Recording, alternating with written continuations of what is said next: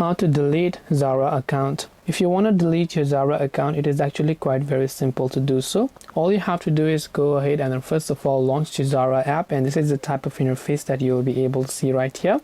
And once you've done this, what you have to do is go ahead and then first of all make sure to basically come to the account icon from the bottom right of the screen, where it will come you and take you to this page right here. At the very top, if you look, you'll find an option that says profile, so you can just tap on the profile option there, and when you tap the profile option, here are a couple of options.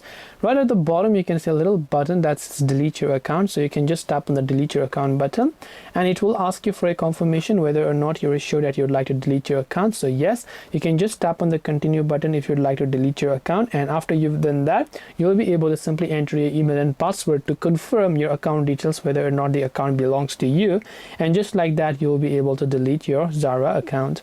This way you'll be able to delete your Zara account. I hope that this video helped you. If you have got any further questions, feel free to also leave them down in the comment section below. As always, thank you very much for watching till the end of this tutorial, and see you soon in our next video.